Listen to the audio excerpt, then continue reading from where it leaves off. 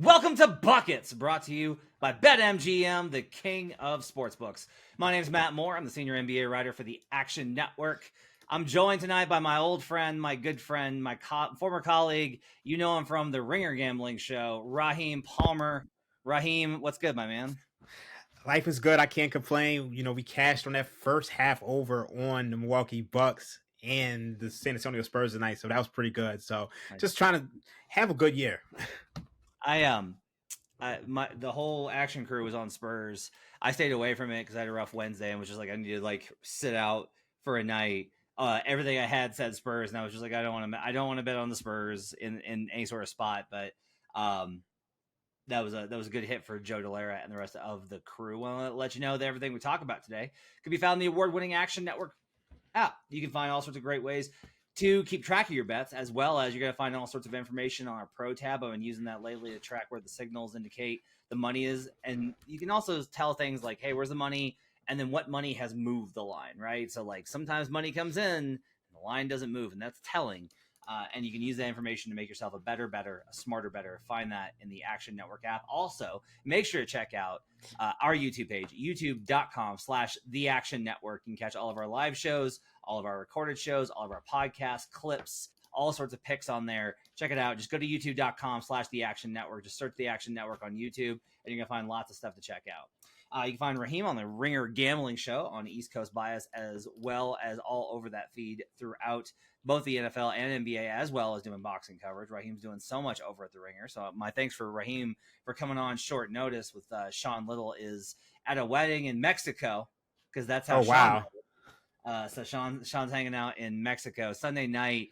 Want to let you know, Sunday night's going to be the future Jays and me. We're going to do a big awards thing. We're just going to hit all of the awards.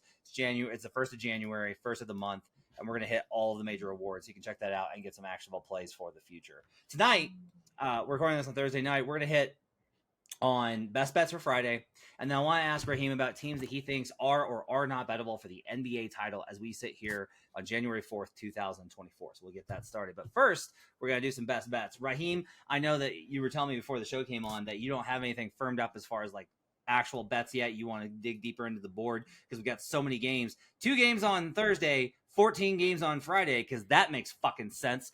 But you do have some leans. Can you list your leans for me, and then we'll go back through and do the cap? Okay, my leans are Toronto Raptors, Sacramento Kings over 238. I also lean towards the New York Knicks, and I also lean towards the New York Knicks, Philadelphia 76ers over 226. Okay. You got one more that I'm gonna talk you into because I'm with you on it. I was actually on the other side, and you mentioned it, and I remembered something, and we'll be on the other side of it. And that is Portland Trailblazers plus 10.5. That's gonna be one of mine. I'm on Houston Rockets plus 3.5, and on the money line versus the Minnesota Timberwolves. A rare occasion for me to fade the Minnesota Timberwolves this season. I'm on the Miami Heat plus 4 versus the Phoenix Suns. I am trying to, catch a falling knife a little bit with the Suns and how hot they've been.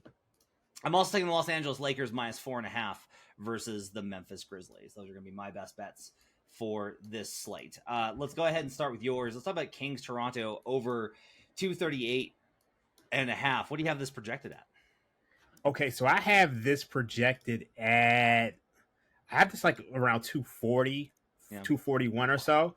I think the biggest thing is that I'm not quite sure the market is really capturing what Toronto is right now. Obviously, you trade a great defensive player like OG Anunoby, and you lose a lot defensively. And then you finally have a guy in Emmanuel Quickley who can really get his own shot. So I love that. But then you look at the Sacramento Kings. We know that they're going to be top 10 in pace. They're going to push the pace. They're not a good defensive team. So I expect this to be a track meet. So I look at this game, and you look at the Toronto Raptors the last two games. They've had 2 games since the trade. They gave up, 121 points to the Cavs. They gave up 111 points to the Grizzlies, but this Grizzlies team is not a top-tier offensive team. So I feel like they're going to score better, and they're going to give up points. So I really like that over. The over in Kings games at home is 12-6 this season, so a good spot there. I've got this projection for 245.5, so I'm gonna go with you, and I'm with you on this bet. Even though betting Toronto, like man, I did this on BetStream. I talked about this one.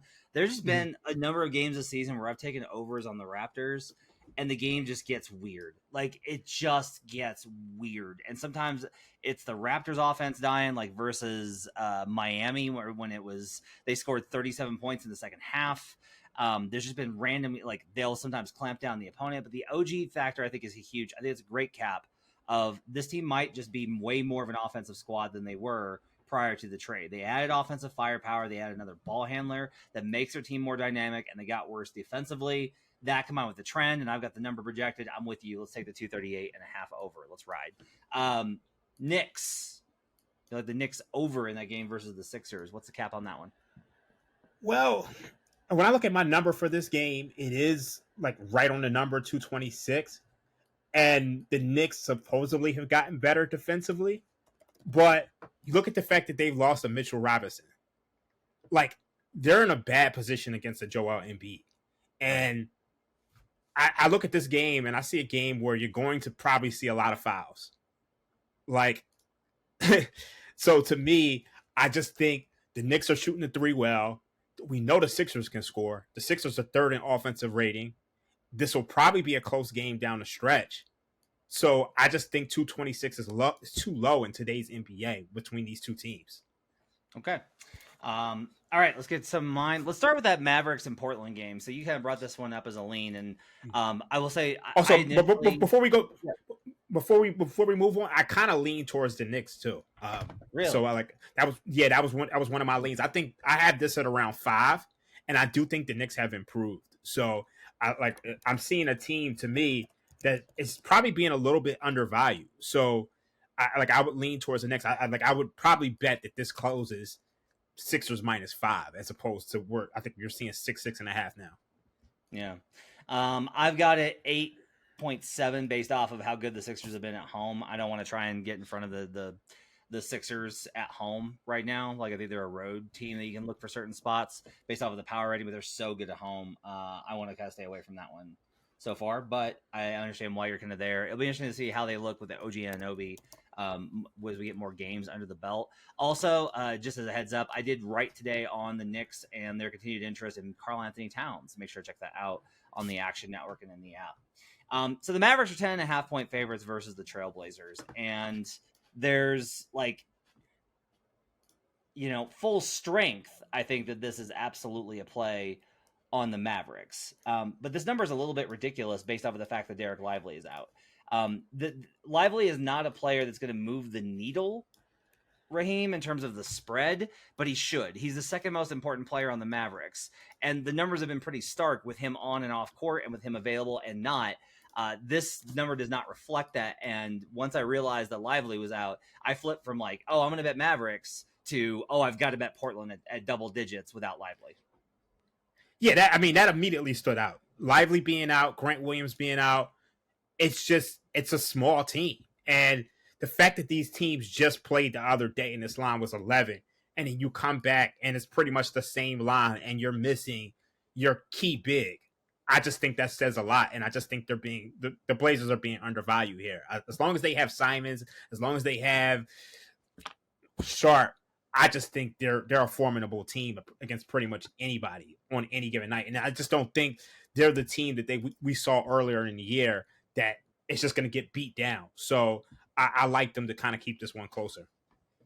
So without Lively, they're 1-5 straight up and 1-5 against the spread. Their one cover and win was versus the Spurs, and they were at home in that one, and they were 8-point favorites, and they won by a bazillion. They scored 144 points. It was 144-119. They covered that one with ease. And Portland is closer to the Spurs than they are to the other teams they face without Lively. Like the other teams they face without Lively were the Raptors, who are not great, but are still decent. The Clippers, who are good. The Nuggets, who are good. The Clippers again, who are decent, and the Rockets on the road. And so this is kind of the trap here. Is it's possible that the Mavericks maybe just be able to beat up on a bad Blazers team, especially a Blazers team missing some guys. But without Lively, I am going to trust that 1 and 5 and think this is too many points. I just think Lively should be worth way more to the spread than what he is going to be able to be. Like there's never going to be a move on a power rating for a rookie center who is scoring single figures. Like it's just not, or low double figures. It's never going to account for that. The power rating can't catch up to it. So I think this is a good spot to catch the Spurs plus 10.5. My favorite play for the night is probably Rockets plus 3.5 versus the Wolves. So for starters, this game, I do have it projected under. I've got the Rockets projected as a favorite in this game based off of how good they've been at home. That's mostly just a standard power rating for home court. This is 4.5. So it goes the other way. But the Rockets have been so good at home, minus 170. Then I wanted to see, I asked myself, I was like, okay, does Houston contend well when they're facing teams that are really good defensively? Because they're a team, obviously, that's better defensively than offensively. The Wolves are better defensively than offensively. So I was kind of curious, like, how do the Rockets do when they face teams that are kind of built similar to them and that they're really great defensive teams, regardless of their offense? And surprisingly, this season, the Rockets are 6-5 straight up versus top 10 defenses. But the bigger thing here is they have a plus 3.5 spread differential, ATS margin, versus top 10 defenses per clean the glass. So to me, this is a great spot. The Wolves have kind of admitted they're not playing well. Like they've been talking about that. Like, we're just kind of playing like shit right now.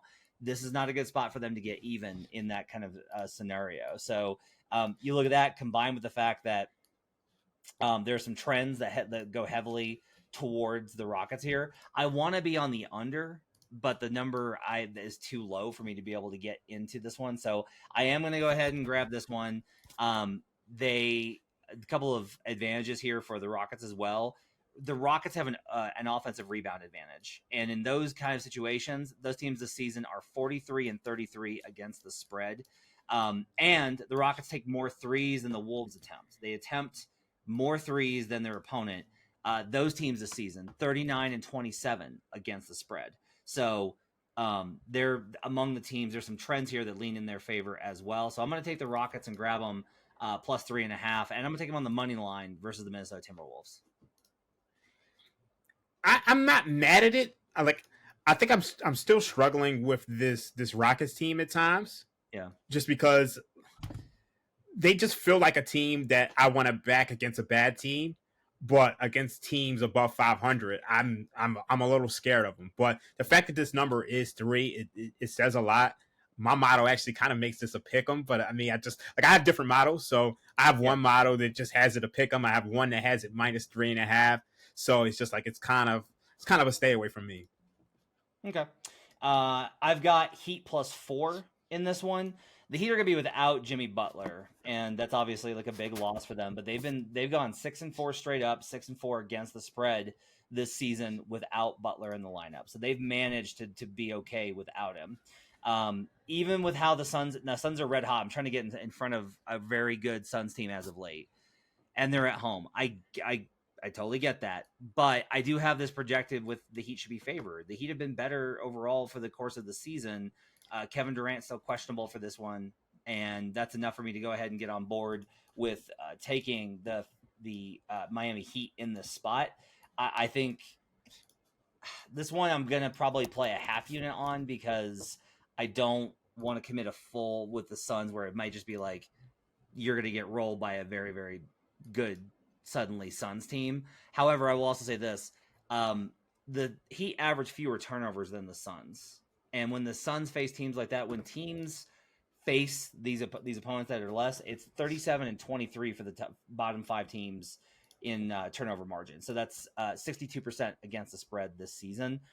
There's a lot of matchups here I like. I think the Heat are good in these environments on the road. We saw that the other night versus the Lakers. So I'll grab the 4 with the Miami Heat on the road versus the Suns. I agree with this. And look, are we sure the Suns are even good? Like, they beat the Rockets, they beat the Hornets, they beat the Magic, they beat the Blazers. Like, to me, they haven't proved anything. And if Kevin Durant isn't playing, I think you're going to get the best of it. So I agree with this one. Okay. And my last one is pretty simple. It's Lakers minus 4.5. It's a model play. I've got the number with an edge on the Lakers. And if you throw in one very big factor, this is the Grizzlies. They hate this team. This is this is such a good spot for the Lakers, right? Darvin Ham there's tension in the locker room and disconnect via Shams Charania of the Athletic of in the locker room with Darvin Ham, and what are the Lakers going to do? And they're so bad. And like, this is a low point. And you got a Memphis team that had a little bit of a bump when Ja came back and then has gone back to being pretty shitty.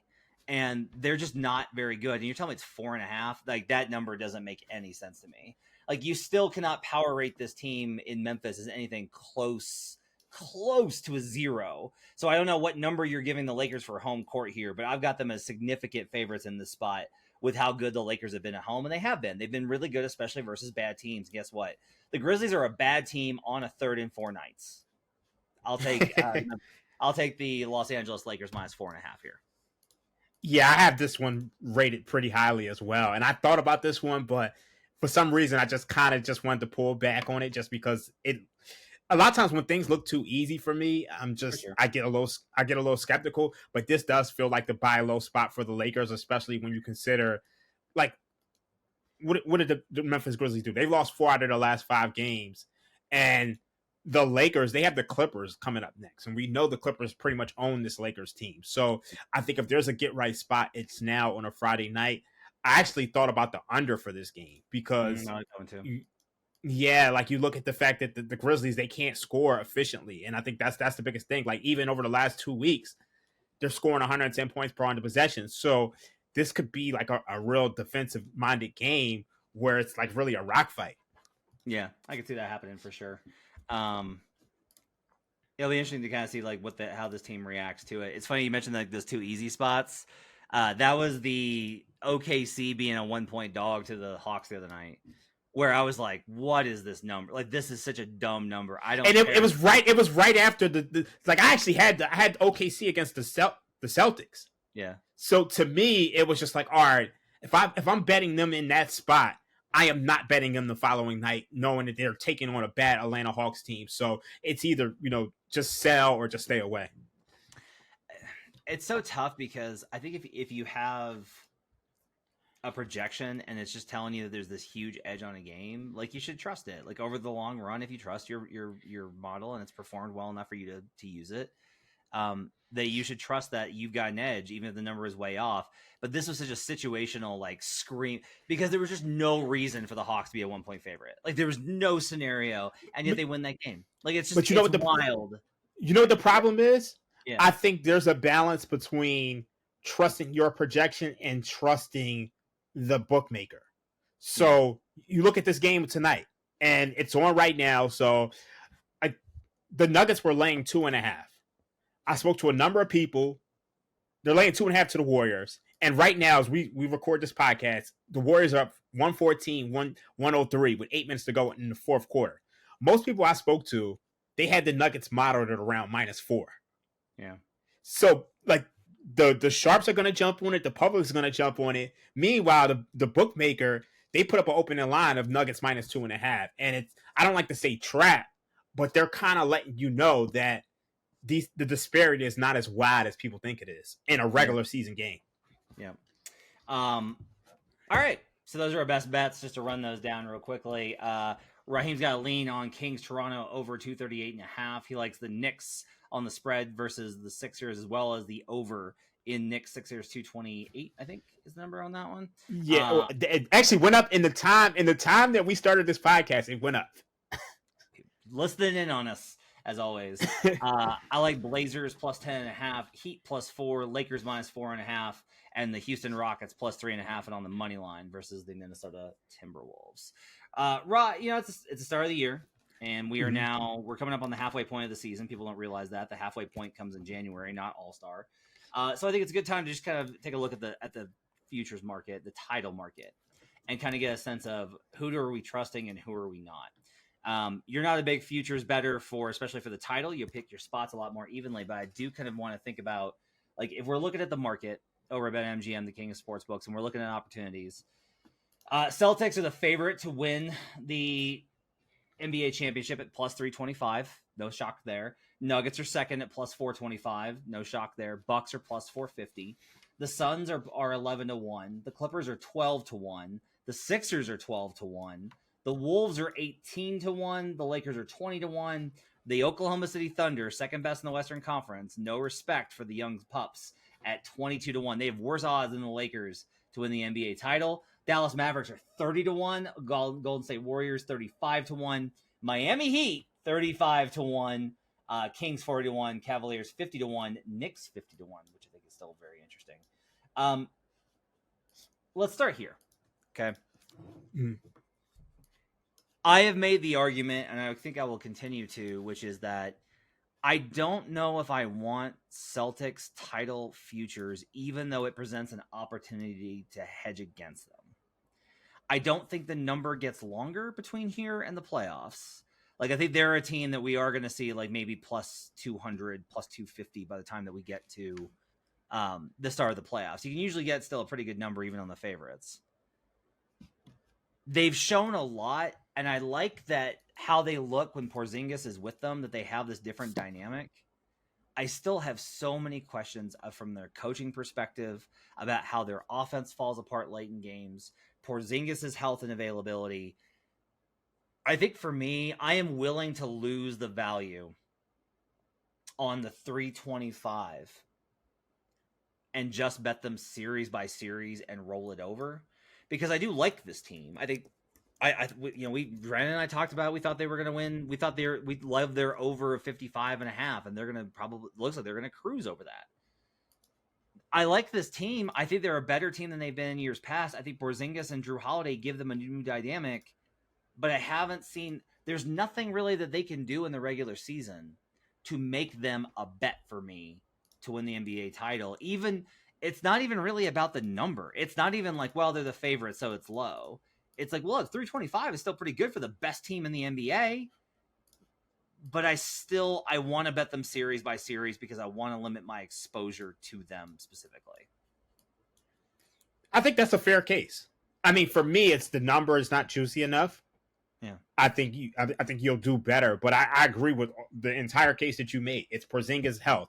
It's the fact that their offense falls apart. And, people hear me say on Twitter all the time that I think your offense is your floor now. And that's why I'm not giving up on the Bucks, just because I think offense really matters. And as much as everyone likes Tatum and as much as everybody likes Brown, those guys haven't made the leap yet. Yeah.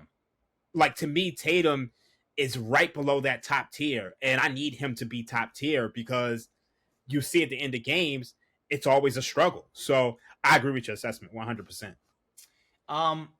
The Bucks are a no bet for me right now. That doesn't mean I won't get there. I need to do the next piece of analysis. I think I'm going to do is I'm going to take a look at what their defense, and I'll talk about this on Sunday's show. I want to take a look at what their defensive rating is when they're not playing the Pacers, because I realize that part of it might, I'm serious. Cause like part of my perception of why their defense being so shitty is that I keep watching the Pacers just fucking roast them. And maybe that's just a matchup problem. I need to look at them. But I mean, I say that, but the Spurs put up a big number on them. Like, the offense is really good, and we talked about that offensive floor, right? And like, that's kind of the argument. I was on BetStream last night and I started the show talking about like, hey, their offensive floor, like maybe this team is underrated. And by the end of the show, I was back to look at this fucking defense. I can't bet this team to win the title. Like, I don't trust the role players. I don't think as much as I used to. I don't trust. The biggest thing for me, honestly, is I'll just say this: like, look, if Adrian Griffin shows me in the playoffs that he's a way better playoff coach than regular season, then I'll bet them then. Like, I'll bet them in the middle of a playoff series to win the title if Adrian Griffin can show me. I have so many questions about this. They've had, like, the veterans have had to correct him on so much stuff, have had to change so much stuff. And they're not really making, but like they're winning games, but the resume, the under the hood, they don't look like a championship team to me. And I wonder if they had never won in 2021, if KD's foot wasn't on the line, if, the Suns don't implode, all these types of things. Like, look, I love that Bucks team. They're a lot of fun. Like, I love this group. but I just kind of wonder how much of the championship pedigree we're giving them and whether or not this team with this coach really has it. The Bucks right now are no bet for me, even though you're getting plus 450 for a team that is absolutely stacked in terms of talent. I mean, when you go back and look at historically how championship teams perform, there's only been 3 teams, like since 1976, there's only been 3 teams that won a title having a defensive rating that ranks outside of the top 10. Yep. It's the 2018 Warriors, the 01 Lakers, 95 Rockets. Those teams, they flipped the switch. But the one thing I will say is that there have been like 13 teams which have lost in the finals that had a defensive rating lower than 10th. And most of those have come in the last 5 years. Yeah. So I think we're seeing a bit of a shift to where offense means more. But at some point, you got to be able to stop something. When you're giving up a 118 offensive rating to this Spurs team, and Dame is getting lit up by he's getting lit up by me, you, and Brandon Anderson at this point. I don't know what to say. So, I definitely don't want any Bucks futures at all. To be fair, Brandon's hezzy is really good. The Sixers, to me, are the bet. Like, if you're looking for a bet right now, Sixers plus 500. Well, I'll go ahead and take the 12. The 12 to win the title, because they match up better with Denver than I think anybody else does. The Sixers are the team. And, look, that's coming from somebody that has consistently profited by fading Joel in these playoff spots. Like, I have not believed in how he performs in playoff series. The thing here is that if you ask me who's the best coach in the Eastern Conference playoff picture, it's Eric Spoelstra. If you ask me who the second best coach is in the Eastern Conference playoff picture, it's Nick Nurse. And he brings such a different, he's a problem solver. He's not a feel good, he's not a vibes guy. Nick Nurse is not a vibes guy. He's business and basketball. And that's good for them, because I think honestly this team needs a little bit of ruthlessness in terms of its approach and tactician. And I trust him more to solve things like how to attack Milwaukee's soft defense, or how to really take advantage of Boston's tendency to stall out offensively. And so even though we have Embiid, I trust Nurse to find ways to not, how can I put this? I think Nurse will find ways to keep Joel from failing the way that he has in these postseasons. And Sixers fans will yell about the injuries, and that's okay. He's definitely been banged up for sure. And maybe that's the thing here. Maybe it was just injuries. Maybe this year he's not. Maybe he manages his body because he's not playing any tough teams on the road this year, apparently. And maybe that gets him to a spot where he's able to stay healthy for the playoffs. But if we look at talent, shooting, size, defense, rim protection, at rim, 3-point percentage, and then the ability to solve problems with coaching, the Sixers have to be the best value in the Eastern Conference. I'm absolutely not betting the Sixers. And I don't know if I'm scarred, but for me, when I look, I could be scarred because that game 6 broke me. Yeah, it really did. But when I look at this roster, your third leading scorer is Tobias Harris. Yeah. To me, they don't have enough guys. And at some point, if they had one more guy who I could trust to be the third wheel. You and I are in that Ocean's 11 scene where I'm sitting next to you and you want one more? Okay, we'll get one more. I will tell you that they have had conversations with a number of teams continually about Tobias. I don't know who they wind up with, but some teams I think that are interested are Detroit and Sacramento are 2 teams that I think would be willing to take on Tobias. So maybe that's Bogdanovich, right? It just has to be somebody, because right now it's Joel Embiid's averaging 35, Tyrese Maxey's averaging 25, and you have Tobias Harris, Kelly Oubre, and Anthony Melton. You look across at the Celtics, Derek White can give you a monster game, and I just don't I'm not seeing that. So to me, it's just that's scary. And then another factor is that, and I always say this, and people don't like it because I'm from Philadelphia and I'm a Sixers fan. The Sixers and Joel Embiid are like Mike Tyson. They're a bully. They're 16-2 against teams below 500 and 7-8 against teams above 500. So when are you going to dominate these good teams? Yeah. So between them not having a third guy and them not being able to just beat up good teams, I don't trust them. Yeah, I get it. I do think there's a couple of things here. One, I actually think they're more likely to make a trade given how good they are. There's this idea amongst fans and media that like they've got to make a trade because things are bad. Teams never want to make a trade when things are bad. Like they don't ever want to trade from positions of weakness. You want to trade from positions of opportunity.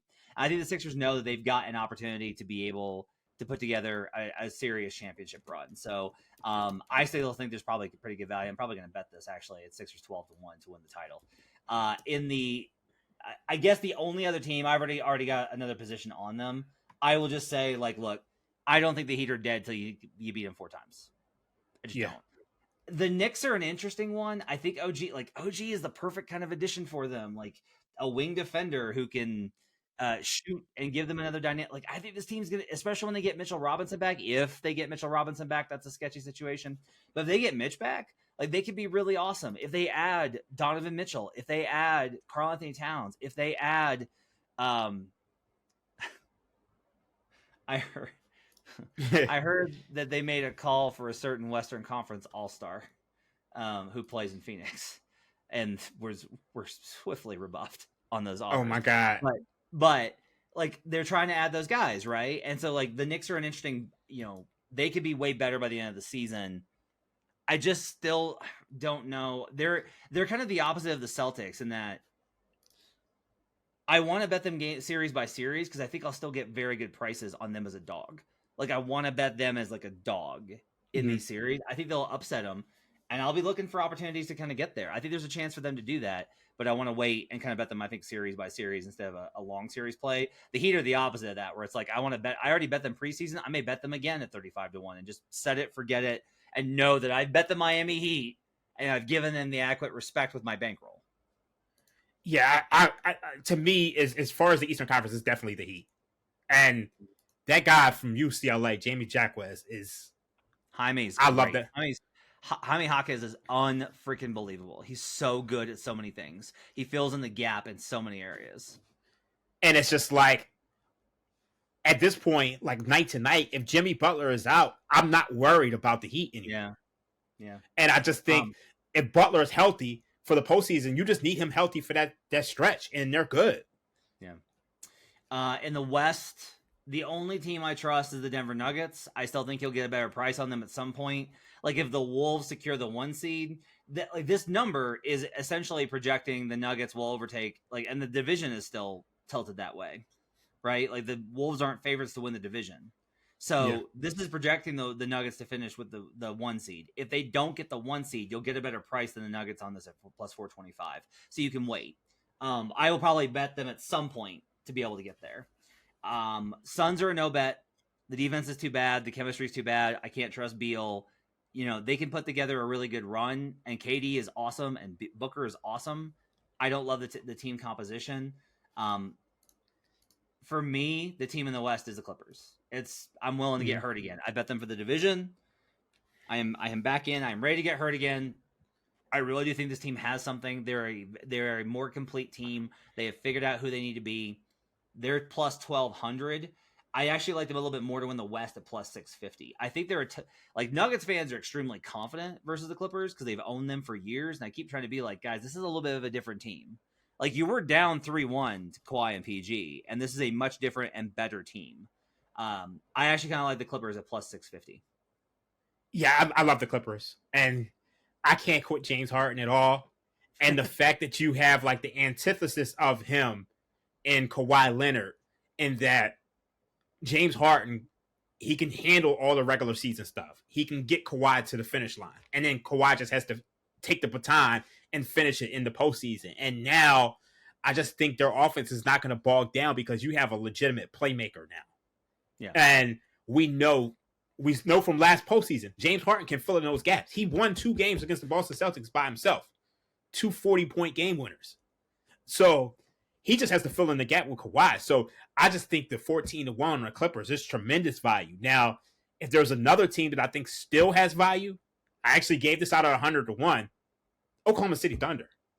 Now, I don't think they're going to win the title, but I think they're going to be good enough to where you're going to be able to hedge out of it.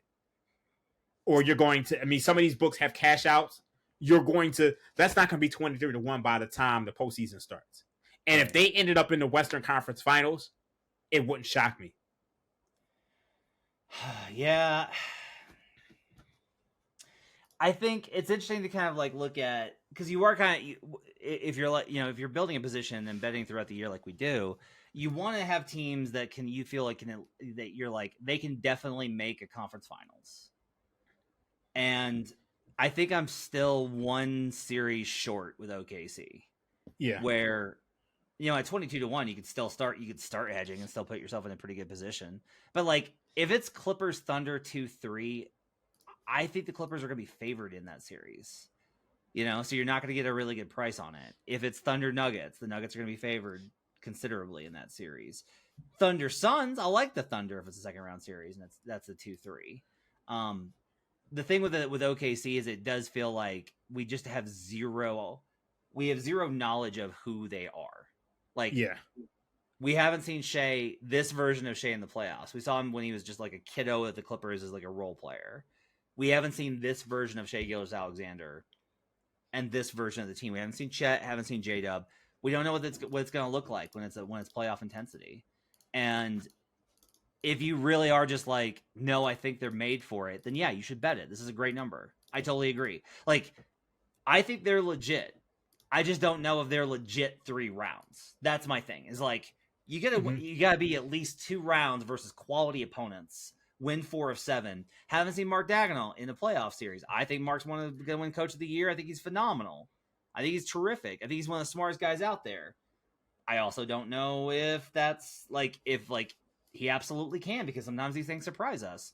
It is interesting though that I think that why is it, and I'm kind of with you, I like the value on OKC more than Minnesota. Why do I like that when the Wolves have more veteran experience, more playoff experience, just as good of a coach, a great superstar in Anthony Edwards, even if he's not Shea, and like an elite defense? Why do I feel better about an OKC ticket than a Wolves ticket? Because the Minnesota Timberwolves are 21st in offensive rating. Yeah.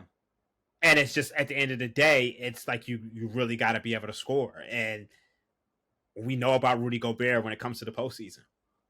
We've seen him be a liability at times. Yeah. So to me, I would rather have the ticket with Oklahoma City Thunder. Like, to me, why can't they be the 2010, 2011 Oklahoma City Thunder? They went to the Western Conference Finals, lost 4-1 to the champions. Yep. Sometimes in the NBA, there's a young pup that steps up and maybe they're not ready. Maybe it's a shot. Or, the year when Luka took the Mavericks to the Western Conference Finals. Nobody's predicting them going to the finals. And they just were able to upset one of these older teams. And the reason to be scared of the Clippers is injury. Kawhi's never been. So it's just like that injury could flare up rather quickly. And then I'm not scared of the Kings. The question I have is, what are the Pelicans? Yeah. Because that's the team that can throw a monkey wrench in anybody. Yeah. And I was just going to talk about them. They're 66-1. I can't bet them because like that ISE performance was so miserable. They've been so good otherwise. Like, I love everything about this team. I just like, I'm still trying to get to a spot where I feel like I can trust them, where I feel like I know what I'm going to get out of them, and I don't. And until I see that, I'm going to have to play it series by series and kind of stick with them. So I'm with you. I don't want Mavericks, don't want Kings. For me, the best bet is right now, if you're betting the NBA title, and I'm not going to add, I'll probably maybe add some of these in the app, is Sixers 12-1 to win the title, and the Clippers 6.5-1 plus 650 to win the Western Conference. You can catch Raheem Palmer on the Ringer Gambling Show. You can catch him on X /Twitter at I am Rostradamus. You can catch all of his great work over there. My thanks to David Payne, our producer, as well as Hutton Jackson, the video crew, putting this up on youtube.com/The Action Network. Thanks for joining us, everybody. We'll talk to you again on Monday when we have the Futures episode and weekend recap with the Future Jays. Until then, let's get buckets.